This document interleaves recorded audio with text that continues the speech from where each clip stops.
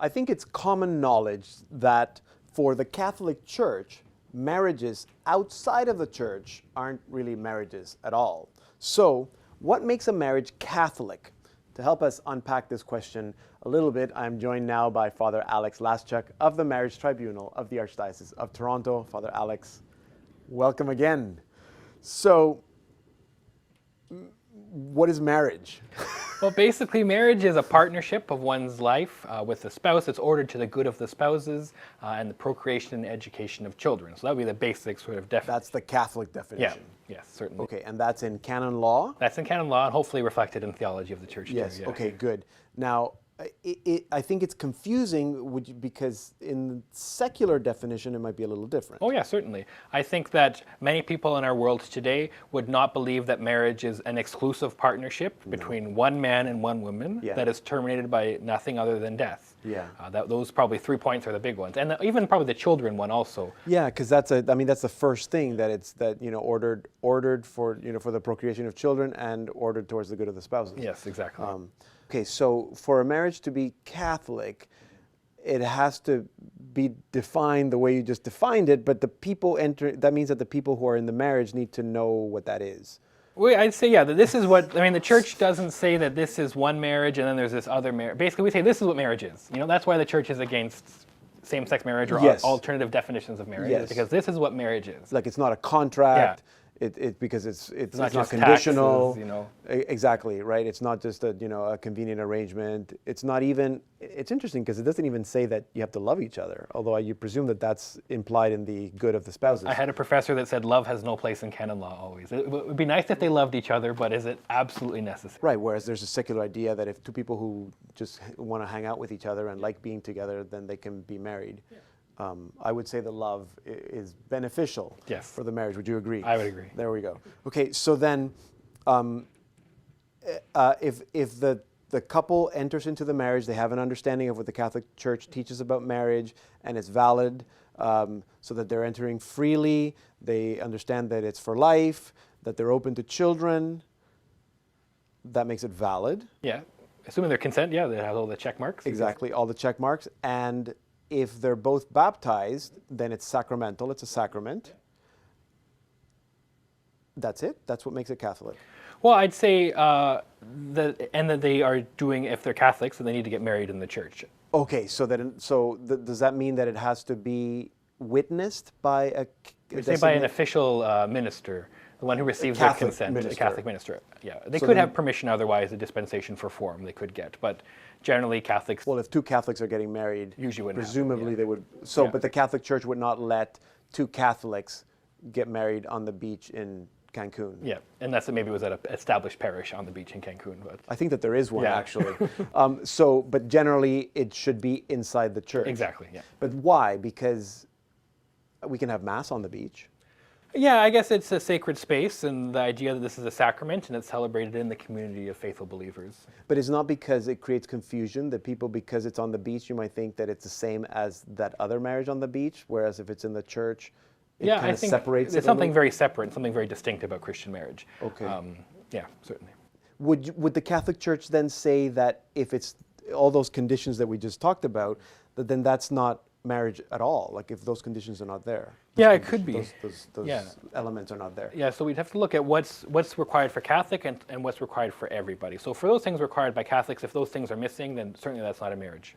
So we would say it's not a marriage. Yeah, I mean, if you got married in front of, I don't know, the Justice of the Peace, that's not a marriage. It's not a marriage.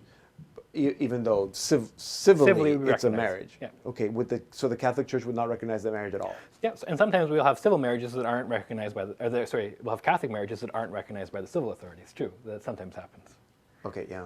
Okay, so if those two people who got married in City Hall are baptized Catholics. Yeah, exactly. If they're not baptized Catholics. Yeah, if no one's Catholic and they can get married in whatever way they see fit. The only exception would be for Orthodox Christians who have to be married in front of a priest with some sort of sacred rite. But that's because that's what the Orthodox Church requires. Yeah, would also require, Now, but would the Catholic, for those people who are not Catholic who got married in City Hall, would the Catholic Church say that that's not a marriage? No, we'd say that's a natural marriage, we'd say. So basically marriage existed before Jesus Christ, so we recognize marriages of non-Christians, that are contracted freely. So we would apply basically the basic requirements that consent be made freely. And again, we don't distinguish between the nature of marriage. Marriage is an exclusive partnership, how it's ordered. So we would look, did they believe in this? Did they believe that this is what marriage was? Did they make that freely? Okay, because the ministers of the marriage are in fact the couple. Yeah, exactly. So in a sense, if that consent, would you say that then that consent was valid, even though... It could be, yeah, certainly. Yeah, it could be valid, but if they're not Catholic. Okay, so which is why a baptized Catholic, a Catholic, can marry a non-baptized person, and it still be a valid marriage. Still be a valid marriage, yeah, it could be, and it wouldn't be sacramental though, because one of the parties is not baptized, so you can't receive a sacrament if you're not baptized. But so the marriage is not sacramental, but the person who's Catholic, that's not considered, they did not receive a sacrament? No, because the other person can't administer it, right? Because they're not baptized. Okay, that's right. Yeah. That's right. Okay, so what has to happen for a Catholic to marry in the Catholic Church a non-baptized person? So they would need to get a dispensation for disparity of cult, which when they would talk to their priest, the priest would hopefully understand that this person's not baptized. Fill out the right form. Fill out the right form and send it in before the marriage, and then the bishop would grant the permission. Yeah. Okay, and it's as simple as that. Somebody says, I give permission to this person. Yeah, and usually to receive, but it's not giving permission to receive a sacrament. It's giving permission. You're giving dealing with the impediment, basically. You're removing the impediment for that case. So the parties would be informed that, the non-Catholic party would be informed that the Catholic party has an obligation to, educate the children in the faith, and they'll do all in their power to do that. So all the Catholic responsibilities are the responsibility of the Catholic person. Yeah, and the other person has to be informed. And they have to agree, presumably. We'd hope so, yeah. Yeah. Okay. So then it's a it's a permission or dispensation. It's a dispensation. Yeah. Now, for a Catholic to marry a baptized non-Catholic, so another Christian, That's just a permission. We call it for mixed marriage. Yeah. Okay. So it's same thing. There's a different form. Yeah. And they ask, say permission for mixed marriage. I want to marry an Anglican, or I want to marry an Orthodox Christian. It would just be permission for mixed marriage. But that other person, not Catholic, but they are baptized. So then that is a sacramental marriage. That is a sacramental marriage. Yeah. So even though that person's not Catholic, they can administer the sacrament of marriage. Yeah. Because we recognize the sacrament of their baptism. Because there's one baptism. Yeah, Same baptism. Doesn't matter what Christian church, as long as it was done with the proper formula. Exactly. Right.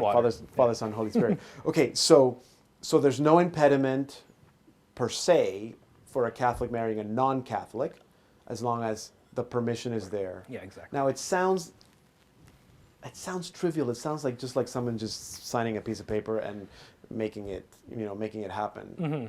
Surely there's more. Well, certainly the pastoral minister, we're hoping, has identified some of the aspects with the non-Catholic party of what it means to be Catholic, and hopefully, if someone, there's no reason you have to come to the church today to get married. Like, you want to come to the church probably because you are an active Catholic. Yes. And I hope that's impacting your decision and your choice of spouse, right? Yes. If this is important for you. Yeah. Okay. And hopefully those are conversations that the party is having. They're big boys and girls. They should be having some of these conversations too. Okay, so it's more to give us the opportunity to have those conversations. I think so, yeah.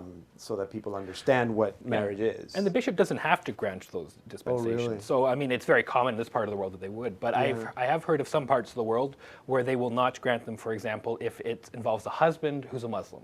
Because the bishop knows that in that cultural context that the wife will have to leave the Catholic faith, basically. Right. So they do not grant those. Exactly. Yeah, so that's, it's up to the bishop's discretion. So in Canada, it's very pro forma almost, but that's not everywhere. Okay. Now, a Catholic marrying someone, I guess Catholic or non-Catholic, who has been married outside of the church, so that first marriage was not valid or sacramental, but there's a divorce there. Yeah. What's the impediment? Well, actually, if they were married outside of the church and we have lack of form, it's very easy. They just have to declare the fact that they were baptized Catholics. They have to provide their baptismal form or whatever, and we'd have to check the database to make sure it wasn't fixed anywhere. Right. And then if it has to go through the Marriage Tribunal? Well, it usually Toronto goes to the Chancery of Spiritual Affairs. Okay. Because they have the database where they would search to make sure there was no. They could have had a dispensation to make sure there was no dispensation from form, once they verify that, then they're free to marry in the church. I guess they need to check that yes, it was not a Catholic marriage in the first place, so who married them? Yeah. So for the marriage to be Catholic, you said it has to take place in a Catholic church or I guess a consecrated space, and it has to be officiated by a Catholic. We'd say an official witness. So that usually would be a priest or a deacon, but sometimes, for example, in the missions, there are no priests and deacons around, so it could be a religious person, a sister, delegated. Or it could be a lay person who's been delegated by the bishop. And essentially what I'm doing as an officiant or whatever I would be is that I'm witnessing on behalf of the church to say, yes, this is a Catholic marriage. Yeah, you're receiving their consent in the name of the church, which would be different than in the Christian East. In the Eastern Catholic churches, where the priest exclusively, not the deacon, would be actually the minister of the sacrament, and it's the blessing of the priest that's required for validity. Okay, I see. Okay, we're going to take a little break here. We're speaking with Father Alex Laschuk from the Marriage Tribunal in the Archdiocese of Toronto, and we're talking about what makes a marriage Catholic and all the possible combinations and permutations. So don't go anywhere.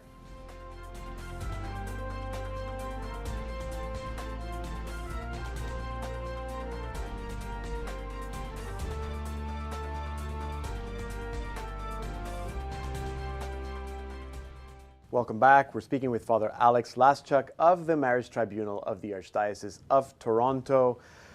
So I hope this is not confusing. So we've talked about, what makes a marriage valid, and you give, the elements that need to be there, what makes it sacramental if two people are Catholic, but that doesn't mean that it cannot be a Catholic marriage if one of the parties is not Catholic or none of the parties is not even baptized.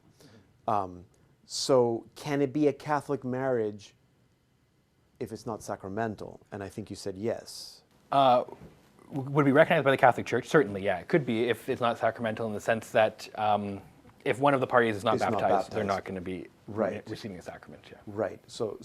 But the Catholic Church would still consider that, or recognize it a valid marriage and recognize it as marriage, capital M marriage. Should start saying capital M marriage. Yes. Okay, as opposed to someone else getting married somewhere else, and they wrote their own vows, and the consent is not there in those vows, and okay, and then you were saying that the witness on behalf of the church, so the minister, would have to be either an appropriate delegate, so it can't be just some random person. Yes. And basically, what we're doing is we're receiving or witnessing that consent on behalf of the church. Yeah. Is it because we're checking to make sure that the consent is done properly? Well, I think hopefully that's been done beforehand. I think we just need someone to witness. Basically, you're the official witness, I guess. Guarantee that saying that this happened, in my presence, and that something that you do in the official exercise of your ministry has, we'd say a certain authority. If you say it happens, like in canonical evidence, that's something that's happened. So we want that, and hopefully it's there. Hopefully it's there. Now, can you think of examples? You spoke about lack of form. So again, for me to get it right, lack of form is if it took place either outside of the church. There's not even an appearance of form. So they were on a beach, they were at City Hall, the Catholics, the minister or whatever is not a proper delegated someone in minister. Jeans, Okay. So can you think of examples where, that would be... That'd be lack of form. That would be lack of form. You could have defect of form too. And the defect of form would be if there's, it looks like everything's okay, but something technical wasn't some paperwork wasn't done. Yeah, so my uncle, proper dispensation. say my uncle's a priest, and I say I'm getting married in the Archdiocese of Toronto. My uncle's a priest in the Diocese of Sault Ste. Marie, and he's going to come down to marry me. Now, you only have faculties within your jurisdiction. So if you're pastor within your parish, which are territorial, or within your diocese, depending how your bishops issued those. But if you're in another diocese, you need faculties. So I can't go on vacation to Italy and marry somebody there. I would need to check with the local bishop. And sometimes Father maybe doesn't realize, or maybe forgets, or the letter never got there, or... Okay, so hold on a second. So you're the... Oh no, I'm thinking about that. What about... It's also jurisdictions of so you're Ukrainian. Let's say you're the Ukrainian pastor in Winnipeg. Yeah. And my Winnipegan cousin is getting married. They want the deacon to marry them. I have to contact you as the pastor of that parish? Yeah, you'd have to contact, or the chancery who could grant it for the entire diocese. But you, the pastor of the parish, need to know? Yeah, hopefully, so I can unlock the doors. And then the Ukrainian, the eparchy over there would have to give me permission? Yeah, so you can only marry your subjects. So basically, if I'm at a Ukrainian parish, I have to have at least one of those parties has to be Ukrainian Catholic. Okay, so if they're both Latin Catholics, I would need permission from the Latin Chancery. And this actually happens fairly often, probably more in Latin parishes. Really? Where people were raised in the Latin parish, they don't know, both their parents are Ukrainian or from the Middle East, they think they're Roman Catholic, but they're not. And that's why you always ask also, what are your parents' rights? You ask them that in the investigation. And and we look at their baptism certificate, presumably they were baptized. Hopefully it's there, but sometimes that's not flagged. And so sometimes it'll come up that say they're Maronites, and they were baptized in Latin parish, but both their parents were Maronite, and they married another Maronite in front of a Latin priest. Well, now we have a defect of form. So that would be defect of form. Yeah.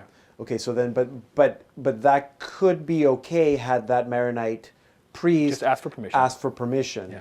And the permission has to be granted not by the pastor well, of it could even be by the pastor. Yeah, and it can even be implicit. So if you're the priest coming in and I give you the keys, I think that sounds like a delegation to me. At least you know that I'm the guy coming in. Now, there's also the issue of marriage license, because that's also a civil thing. So if I go to Miami to marry my cousin, do I need to apply for a marriage license? Usually you need a temporary marriage license, to get. So if someone wants to come to Toronto to marry someone from another jurisdiction, they would need to either to apply to the province of Toronto for a temporary marriage license, or maybe maybe I would actually do the one specific act to say that's going to make the marriage receiving the consent, but they might do everything else or whatever. Okay, I see. Now, how does it work with? Can I, as a Catholic minister, I can't marry a Catholic person outside of the Catholic Church? Like if they're marrying a Jew. Yeah, no, you can't moonlight at the restaurant, to make some extra cash. I can't work in Vegas, no. No, but but it's a Catholic, maybe a parishioner of mine who's marrying a Jew. They would never, because the Jewish mother-in-law would never step into a Catholic church. Yeah. And so we're going to get married at the Ramada. Well, I'd say that what you need to do there is to talk to the Chancery to get a dispensation from sacred space, the requirement for sacred space. Is that lack of form? Well, if the permissions are granted, it would be okay, but you'd have to ask. The problem is that we have to avoid two things. One is because we could be doing a Catholic marriage just in a different environment for maybe there's something serious about. Okay, yeah. So that can happen sometimes. But if it's, we're not entering into a Catholic marriage, I just want to marry these people. They want to just have a civil marriage, and they're going to call anyone, and they know that I have a license from the government. I can't do that. Yeah, you can't do that. I shouldn't do that. Yeah. I would probably lose. You probably would, from the government and the Chancery. Yeah, I would probably lose my license. Okay, but I could, with the proper permission, if there are valid reasons, do a Catholic marriage out in a different space. In a different space. It could be rare, but it certainly happens. Maybe it could even be in a hospital, for example. It's probably a great example. Somebody's on their deathbed. They want to get married. I think that's a great example of not doing it in a church because it's not possible, right? The person can't wheel them out into the church. Yeah. So. And now you use the example of maybe that uncle priest or deacon not doing the whole ceremony, but doing part of so the rabbi, if it's a Jewish marriage, the rabbi could do the marriage. Yeah, because we'd want to make sure that if it's a Catholic marriage, that the Catholic minister is receiving the consent always.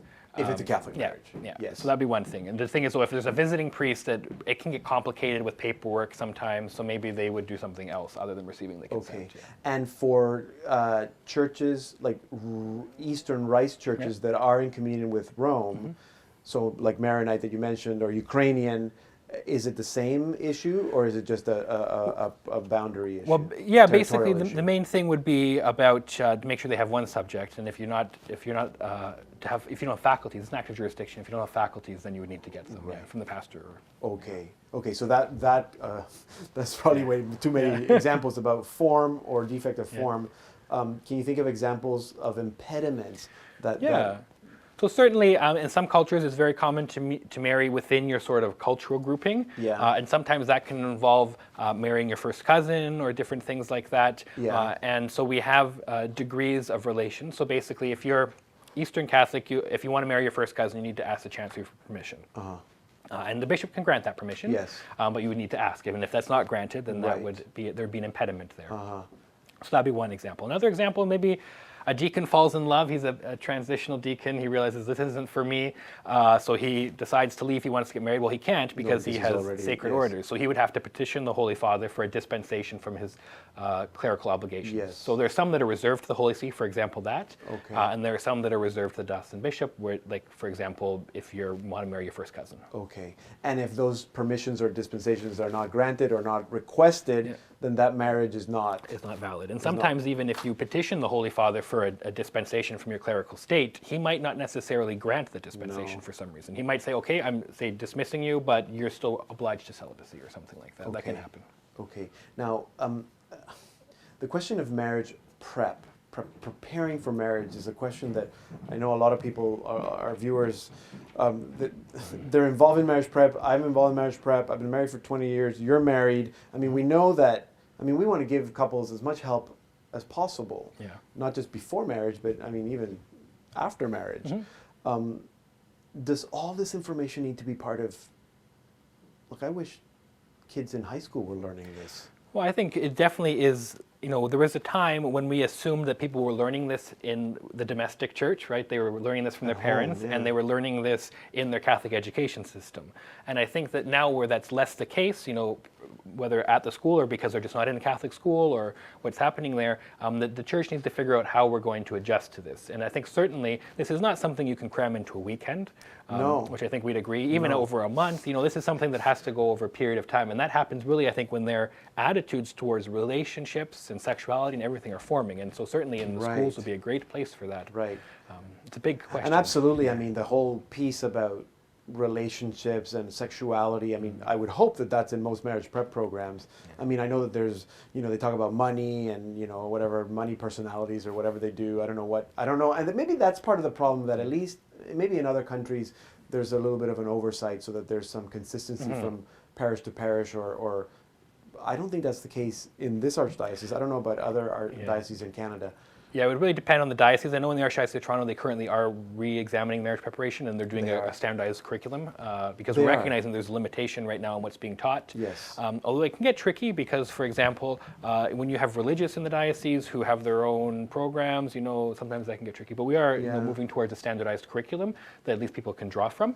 But I think there's a general consensus that we really need to work on marriage prep. And we saw this reflected in the synod, the extraordinary synod, where this was a theme coming up, that people are not being properly prepared. Right. The Holy Father has really spoken on this. And trying to find that balancing act between giving people the rights to marry, but also making sure they know what they're getting into and they're prepared for that. And probably, I'd say, journeying with them. I know in the 60s, we had a lot of our parishes had clubs for young, instead of youth group, they had a young married couples group. Great idea. And that's left, and that's a great idea. In fact, in my parish, we're talking about, all the couples that got married last year, let's invite them for a little social. Yeah. And that way they can meet each other. But maybe it's we can invite older couples too, so they get to meet older couples. And it's a social thing. Maybe there's a talk. Yeah. And I always tell couples, certainly couples that I've journeyed through and maybe married them, that they know they can always, I hope I'm going to baptize their kids, but that they can always contact me. They know where to find me. Sometimes we marry them and that's the last time we see them. Exactly. And maybe sometimes, unfortunately, it's probably the first time sometimes. I know a lot of people I married. Yeah, that's right. That's right. Anyway, lots of good information here. You're not definitely suggesting that all this canon information and sanation and Petrine and Pauline privileges should be part of marriage prep, but maybe we should talk about what makes a marriage valid, because that would concern the people getting married. Well, I say, what is a Christian marriage, and is this what you're signing up for? Because not everyone is agreeing to that. And I'd say, let's put it on the table. If we can agree to this, let's do it. But if not, our Lord says, when they're talking about divorce, he says that someone says, well, who can do this, Master? And he says, only to whom this is given. That this is a vocation, and we need to agree to this, And if it's not for you, then maybe to think about something else. Exactly. That's good advice. Actually, marriage is not for everybody. But if you are thinking of getting married, there's lots of good information to find out, and you should go to the Catholic Church. Father Alex Laschuk, thank you very much. Glad to be here. Father Alex is a canon lawyer. He works for the Marriage Tribunal in the Archdiocese of Toronto, and he's schooled us on marriage and what makes a marriage valid and invalid and all those technical, canonical things. Thank you so much. I hope you're not terribly confused, but you can send any questions our way. We'll pass them on to him. You can also reach out to your local marriage tribunal through your pastor or through your chancery, the diocesan office. Every diocese has a tribunal. Reach out to us if you have any questions through Facebook or Twitter, or you can write to me directly, pedro@saltandlighttv.org. Thank you for being with us. May God continue to bless you and your home.